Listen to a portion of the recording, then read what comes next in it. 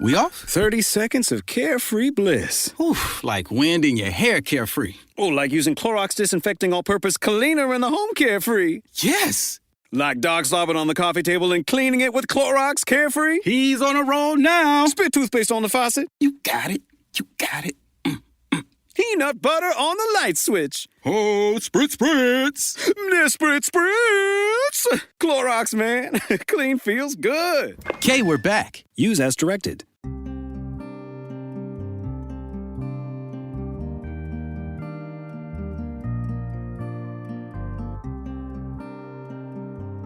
This is Fortune's Wheel, a podcast history of the late Middle Ages, and I'm Jonathan. There is no setup to this episode except to say it's absolutely criminal that what happens over the course of the next hour isn't discussed more. This is episode 142, entitled The Norman Sack of Rome. Thank you for listening, and I hope you enjoy the show.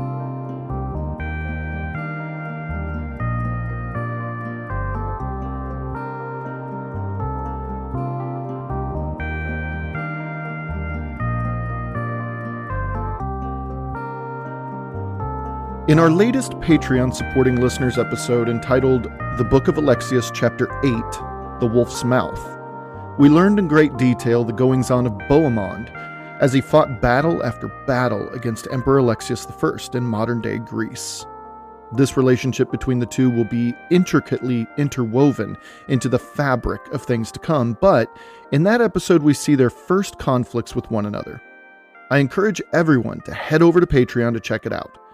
Needless to say, as we will see, things didn't quite go as well as Bohemond would have wanted, but not for lack of courage, ability, and intelligence.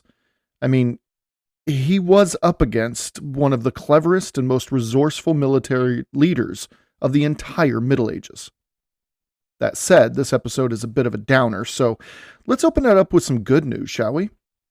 During the Battle of Larissa, about 6 months before the events of this episode, we find Alexius's beautiful wife, Irene Ducaina, defying her nursemaids and her mother's requests for her to mentally and physically prepare for birth. She was pregnant, and she refused to allow it to happen while her husband was away. Any enmity between the two had seemed to dissipate over the previous few years, and they grew closer as a couple. It seems that way, at least. She wanted her husband present for the miracle of their child's birth. Anna Komnene, in her Alexiad, says that Irene, quote, made the sign of the cross over her womb with the words, "Wait a while, little one, till your father's arrival," end quote. Georgius Theotokos, in his book Bohemond of Taranto, continues this story, quote, Irene's own mother, helping out, snapped at her. What if he takes a month? But Irene was adamant, and she turned out to be right. Alexius was home in time for him to take his firstborn into his arms. All of Constantinople rejoiced. End quote.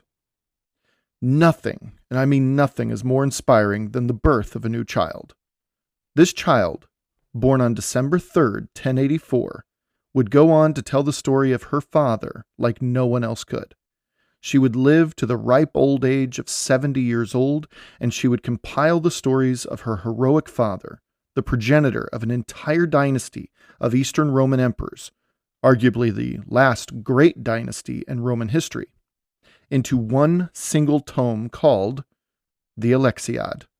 This little girl turned out to be none other than Anna Komnene. Now, to set up the events of this particular episode, let's rewind even further, roughly 9 months before the birth of baby Anna. It's early March of 1084, and things are looking more and more desperate for Pope Gregory VII. Looking out at his beloved Rome from the highest portals of Castel San Angelo, the Church of the Holy Angels, he was constantly reminded how those very people betrayed him and allowed the snake inside the garden. King Henry IV of Germany wanted his crown, and having already neutralized his biggest threat in Countess Matilda, he was ready to remove his second. There is only one person who could crown a Holy Roman Emperor, and he was currently taking refuge inside a formidable citadel inside the heart of the Eternal City. One might ask, why he wouldn't just have Clement III crown him. And that's a valid question, actually, but it had to do with acceptance. Clement III may have been legitimized by the German king, but he wasn't legitimized by the people of Rome and the new College of Cardinals. Remember, the Pope may be the figurehead for the entire Catholic Church, but he was also the Bishop of Rome. Legitimacy had to come from those in Rome, not some far-off king. And thus we now see why Henry was even giving a second thought to Gregory. He couldn't just tear down the walls of the citadel and risk killing the Pope. Killing a Pope. Not a great look for a Holy Roman Emperor. That would have been a PR nightmare. And remember, he didn't control the entire city of Rome either. He was let in on one side and controlled only one side of the city. But as we learned in the last episode, there was more at play in Rome than just a German king. There was also Byzantine coin passing from hand to hand throughout the city. And with the foreign coin came promises. But it wasn't working as quickly as Henry had liked. In early March of 1084, Henry decided to act. He needed to make a bold statement to not only Pope Gregory VII, but also to the wider audience paying very close attention to the situation in Italy. Henry ordered his army to mobilize. He would leave a small garrison in Rome to monitor the situation, but he would march his enormous army south. But wait, Apulia is south of Rome. Henry decided to march against Robert Guiscard. Defeating the Knights of Guiscard, especially when Emperor Alexius Komnenos was watching the situation closely, would reap untold benefits for his future, Henry thought. Marching southward, Henry was confident. But something occurred that changed the entire landscape forever. Word came from Rome that the people were weary, and those who hadn't already surrendered were willing to do so now. Henry was stuck. He could really use a win against a living legend, but taking the city in its entirety meant closing in on Pope Gregory VII and his diadem. Once again, Henry decided to play the short game. He pumped the brakes and turned his entire army around. John Julius Norwich, in his book The Other Conquest, had nothing good to say about the Romans in this moment. He writes, quote, "To surrender at that precise moment to the imperial forces was an act of utter folly, and it sealed the fate not only of Pope Gregory, but of Rome itself." End quote. He argues that had they just held out and let the situation in the south play out, one of two things would have inevitably happened. One, Henry would have been forced to make a hasty retreat all the way back north out of Guiscard's reach. Or two, Henry would have been soundly defeated. Notice that defeating Robert Guiscard was just not in Norwich's realm of possibilities. And I have to agree with that. The Norman war machine was simply too big and too capable. Henry didn't stand a chance, but the Romans decided to not let that play out. Norwich adds, quote, "They were to pay dearly for their mistakes, but they had only themselves to blame." End quote. Harsh, but you'll soon see why he says that.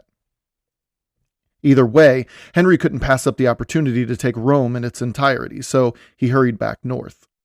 Henry was able to lead a triumphal procession through the main city streets to great fanfare, though much of it was no doubt a "please don't kill us" show and not genuine in any way.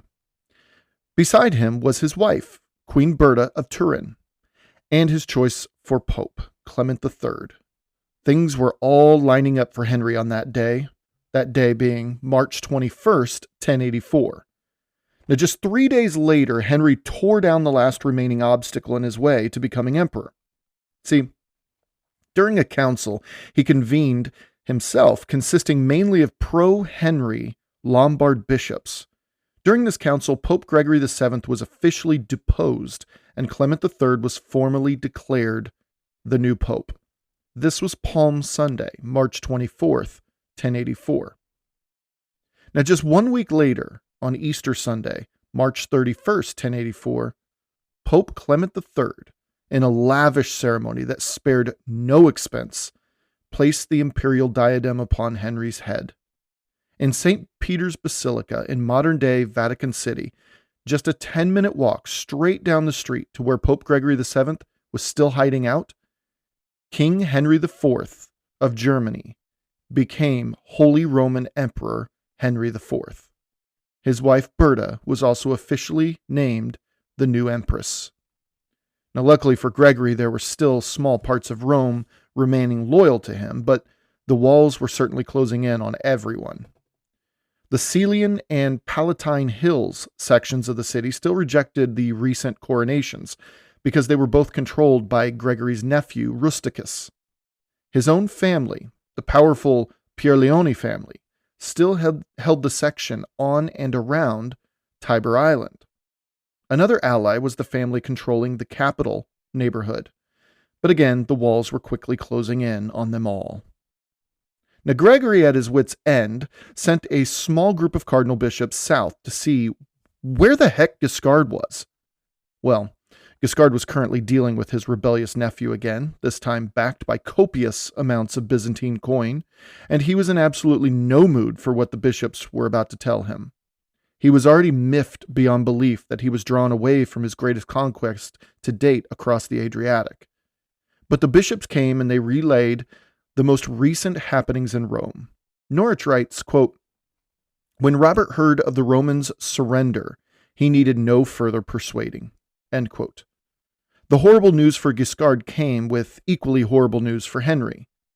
During those long months, between 1083 and 1084, while dealing with the various uprisings around Apulia, he was also consolidating his forces. By March of 1084, Guiscard was at the head of a rather formidable force.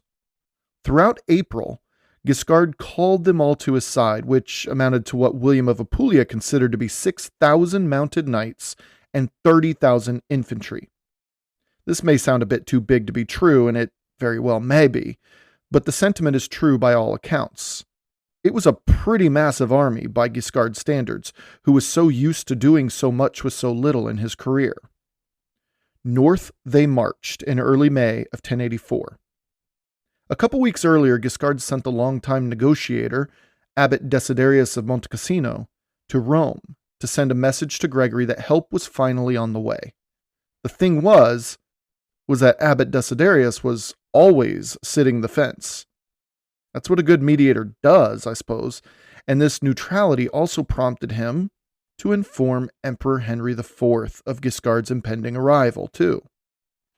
Now, Henry immediately held a meeting of his own men and of leading Romans, where he announced that he was, needed in Lombardy on urgent business, of course. But those who he leaves in Rome should fight valiantly to the bitter end. Yeah, as I said earlier, this guy was a snake. On May 21st, Emperor Henry IV left the city with his wife, child, and what would come to be called, or who would come to be called, Antipope Clement III. Just 3 days later, 3 days after Henry leaves, on May 24th, Guiscard encamped what was at the time outside the walls of Rome, but today is firmly inside the city limits. It was on or near the modern-day plaza called Piazza di Porta Carpena. He waited there for 3 more days, waiting on his scouts to clear the area and ensure that Henry's army wasn't waiting some miles away, waiting on a chance to strike. Nope. Henry was a man of his word. He was a coward who fled at the first mention of Guiscard's name. On the night of May 27th to May 28th, 1084, Guiscard quietly moved his men around to the north side of Rome. At dawn, on the 28th, upon his orders, according to Malaterra, Guiscard's army began chanting a war cry of Guiscard, Guiscard, Guiscard, as ladders were put into place near a weaker gate called San Lorenzo. Romans quickly went to the San Lorenzo gate to bolster its defenses, but this left nearby Flaminian Gate in a weaker state, which was what Guiscard really wanted. He ordered a full attack on the Flaminian Gate. Malaterra writes, quote, "Using steel to open the gates and then bringing his men, he marched through the city squares, end quote.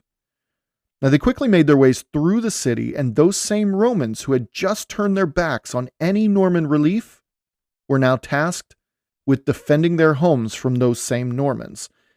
And these same Normans were led by a man who was, at that particular moment, seeing red. Guiscard was beyond angry at being pulled away from the Balkans, beyond angry at having to quell more uprisings around Apulia, beyond angry that his nephew, Prince Jordan of Capua, had the audacity to side with the German king, beyond angry that his nephews were right back at it, stirring up trouble, and beyond angry that the Romans were so cowardly that they didn't wait on him to handle his business before moving north to help them. Guiscard no longer cared. As I said, Guiscard was seeing red. With all this in mind, it's no surprise when we read what Norwich wrote about the portion of the city called Campus Martius. Now, Campus Martius rang a very distant bell in my memory, so I looked it up and my initial thoughts were correct. I asked myself whether the Campus Martius, translated as Field of Mars, was connected to the assassination of Julius Caesar. The name seemed familiar, at least. And in fact, it was linked with that historically significant event. But by the time Pope Gregory VII found himself inside Castel San Angelo in 1084, Campus Martius was a bustling, thriving neighborhood immediately across the Tiber River from him. If one walked out of Castel San Angelo's front gate, walked across the Pont San Angelo Bridge, one would reach the opposite side of the river and step foot in Campus Martius. Exactly 1,127 years prior to this, Julius Caesar attended a Senate meeting in the Curia Pompei, which was a part of a larger entertainment and business complex in ancient Rome called the Theatric Pompei, which was located in Campus Martius. Well, we know what happened that day, March 15th, the Ides of March, in 44 BC.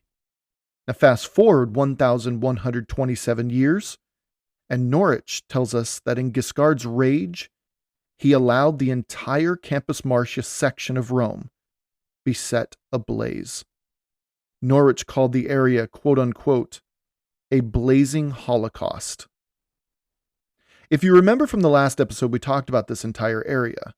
In walking from St. Peter's Basilica to his home at the Lateran Palace on Lateran Hill, he would have walked about an hour past numerous monuments and mausoleums and piazzas and other structures dating as far back as the Roman Republic, such as his Castel San Angelo fortress, the Colosseum, the Capitol, the Temple of Jupiter, and so much more. Well, Campus Martius was a large part of this journey, and now, as he looked southeast, as his liberators pushed closer and closer to him, smoke and flames filled his vision more and more as the morning dragged on. The Campus Martius was turned into a hellscape, all in his name. Everyone knew the goal was not to liberate the city of Rome, but to liberate one man, Pope Gregory VII. Guiscard's forces were able to push their way through Campus Martius and onto the Pont San Angelo Bridge. From there, the defenders, who hadn't done an altogether horrible job in keeping the Normans at bay, decided they'd lost, finally, and they retreated north, disappearing into the city. Gregory was released from his prison of upwards of 11 months and brought to Guiscard immediately. Norwich sums up this part nicely, quote, "For Robert Guiscard, that day marked the pinnacle of his glory and his power. The year 1084 had already seen the two greatest potentates of Europe, the emperors of East and of the West, fleeing at his approach. It now saw him extend a gracious, if blood-stained, hand to one of the most redoubtable popes of the Middle Ages, and raise him up once again to his rightful throne." End quote. There was a feast of celebration for the liberation of the Leonine city, and all in Rome were free from Henry's heavy hand. However, not everyone saw this moment as a good one, though. As we saw, Norwich called what Guiscard had done to Campus Martius, quote-unquote, a blazing holocaust. Now, John Carr, in his book, The Komneni Dynasty, called Guiscard's liberation of Rome, quote unquote, an orgy of flames and blood. But these are commentaries who lived much later. I want to take a moment to give you a list of quotes I found out about this event from people who lived much closer to the temporal ground zero of what has become known infamously as the Norman sack of Rome. Here's a list. Orderic Vitalis, quote, the city of Rome was subjected to the sword, fire, and devastation by the Normans, end quote. Benzo of Alba, an advisor to Emperor Henry IV in his work Ad Hadrincum IV, quote, the Normans, pretending to be the saviors of the Pope, acted as savages, burning and plundering the eternal city as though it were a conquered enemy, end quote. In one of his own letters, Pope Gregory VII later wrote, quote, Rome, once the glory of the world, has been reduced to ruins by my Savior's hands, end quote. 12th century Abbot Eckhard of Ora wrote, quote, the Normans laid waste to the city with such cruelty that even the pagans would have shown more mercy, end quote. Another 12th century chronicler, French monk Guibert of Nogent, a man we'll certainly spend some time on in the future, wrote, quote, the defenders of the papal cause brought ruin upon the very city they were sworn to protect, leaving behind scorched stones and weeping souls, end quote. An anonymous contemporary chronicler of Monte Cassino, a man who most likely walked the streets of Rome in the aftermath of this event, wrote the following, quote, the Normans ravaged Rome, sparing neither house nor church.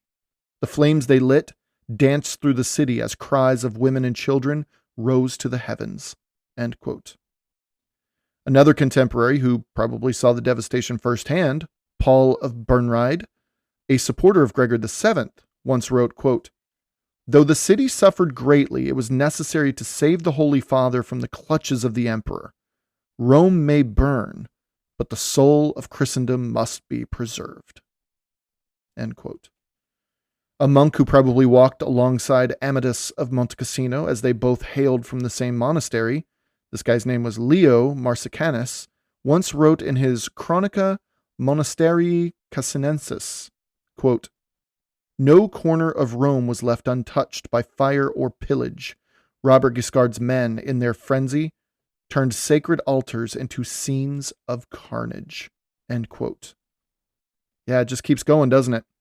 Lupus Protospitharius, a monk in southern Italy, you can just about, see the tears on the page when he wrote the following, quote, the eternal city, which had withstood centuries of strife, fell victim to the very hands of those who came as friends, end quote. Our own Byzantine chronicler and daughter of Emperor Alexius I, Anna Komneni, wrote in her Alexiad, quote, the barbarian Norman left a trail of destruction in his wake, even in the most holy places, end quote.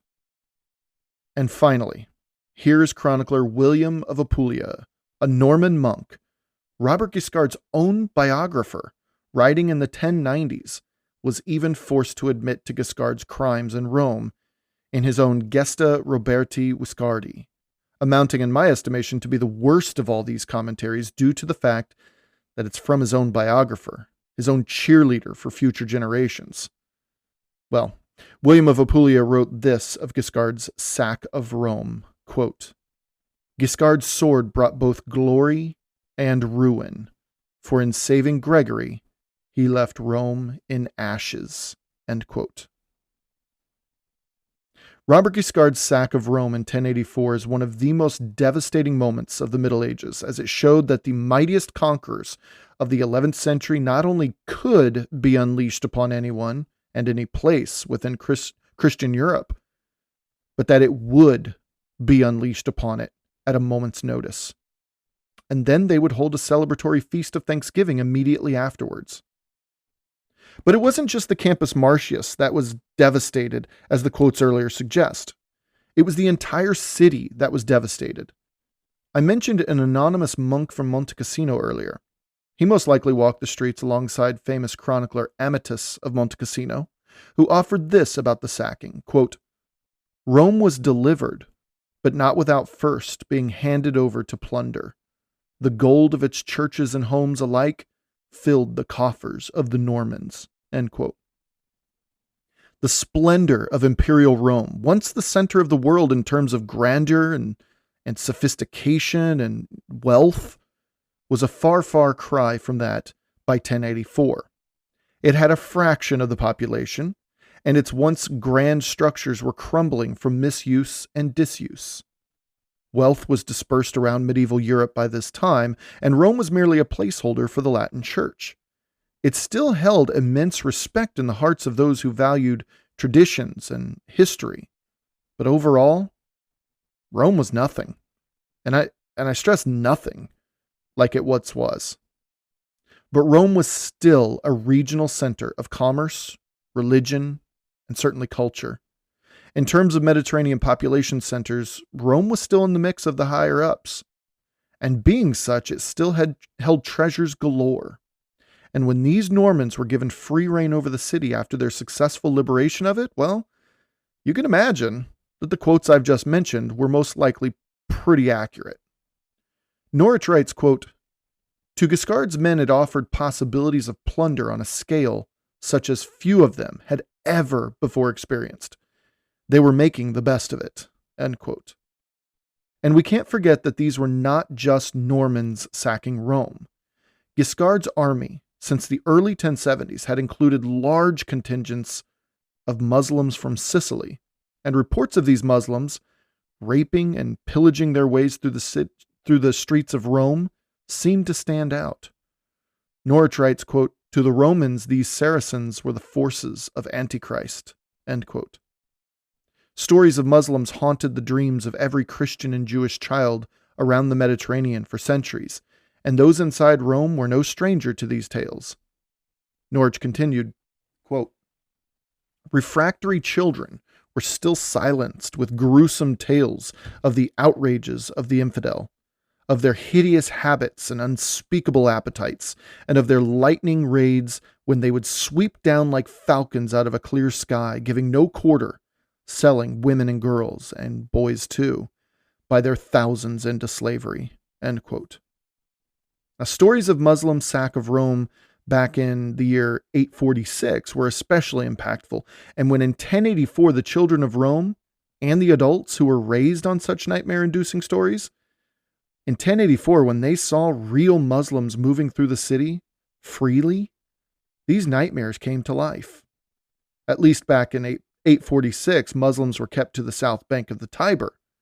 For 3 days, between May 28th and May 31st, they had free reign over the city alongside their Norman comrades. There was no safety to be found for the Roman man, woman, or child. From Norman or Saracen alike, Romans merely survived, and not very well at that. The Norman sack of Rome in 1084 just became infinitely more devastating for the people who lived there. Norwich writes, quote, "Here, for Rome, was disaster. Disaster unparalleled in its history since the barbarian invasions 6 centuries before. Churches, palaces, ancient temples came crashing down before the advancing flames. The Capitol and the Palatine were gutted. In the whole area between the Colosseum and the Lateran, hardly a single building escaped the inferno." End quote. Now, as a quick note, this is exactly the area I've mentioned as being along Gregory's Walk, between St. Peter's Basilica and his home on the Lateran. Back to Norwich, quote, "Many of its inhabitants perished in their dwellings. Others, fleeing for their lives, were cut down by the Normans as they ran, or else were captured and sold into slavery. When at last the smoke cleared away and such Roman leaders as remained alive had prostrated themselves before the Guiscard, a naked sword roped around their necks in token of surrender. Their city lay empty, a picture of desolation and despair." End quote. Man, when John Julius Norwich goes off, the guy shows his talent as a top-notch storyteller, I have to admit. Now, researching this event, I'm reminded of the incomparable Kurt Vonnegut's description of Dresden, Germany. Vonnegut, an American POW after the Battle of the Bulge in World War II, he found safety in the cellar of a slaughterhouse during the Allied bombing of Dresden. When he walked upstairs into the open air, buildings were flattened. Rubble blocked every street, making travel through the city impossible for days, and smoke and flames licked the sky in every direction he turned. The cries of the injured and dying filled his ears, and he was too stunned and overwhelmed to even cry. His own side did this, and they did this knowing he and other American and British soldiers were inside that city. He called Dresden a moonscape, as it resembled the gray, lifeless view of what he imagined the moon looked like. How can we not think of this when considering what Pope Gregory VII must have seen and felt? This destruction, this death, this horrific violence against women and children, this plunder and desecration of history and of God's sacred places, all of it was for him. As the days continued, as Gregory tried to walk the streets of his beloved Rome, the air remained smoky and even began to smell like death itself due to the humidity and heat of a Roman June day. Though his letters and other writings never seemed to show even a hint of remorse, as Norwich says, I can't possibly fathom a man as tuned in as Gregory VII to not have felt remorse in some sense. But all we have are the records, and according to Norwich, they don't indicate any at all. He was, in Norwich's words, quote unquote, fighting for a principle. The principle here was the principle of his entire papacy, stretching even earlier during his earliest memories as a young monk, watching Holy Roman Emperor Henry III violate and exile his uncle, Pope Gregory VI, leading to his death in exile. This principle was probably solidified in Gregory VII's death because Hildebrand, as he was known then, was by his uncle's bedside when the Pope passed. This principle was the cornerstone of his very existence on earth, it seemed like, after that point. That principle, the Pope was second to no secular ruler. It was that simple. And he devoted his life to making this a reality. As far as Gregory VII was concerned, what happened in Rome in 1084 was God's will. But after 3 days of watching the mayhem and chaos continue to spiral out of control, they banded together and decided to fight back, they being the Romans. Guiscard had gone too far. But more than that, the Pope, he had allowed it. Norwich writes, quote, only the presence of Robert Guiscard and his army prevented them from tearing their once adored Pope limb from limb, end quote. So in order to get at the Pope, they needed to drive Guiscard from the city. Norwich writes, quote, on the third day, with bestiality and bloodshed still continuing unabated, the people of Rome could bear it no longer. Suddenly, in desperation, the whole city arose against its oppressors. Robert Guiscard, for once taken by surprise, found himself surrounded. End quote.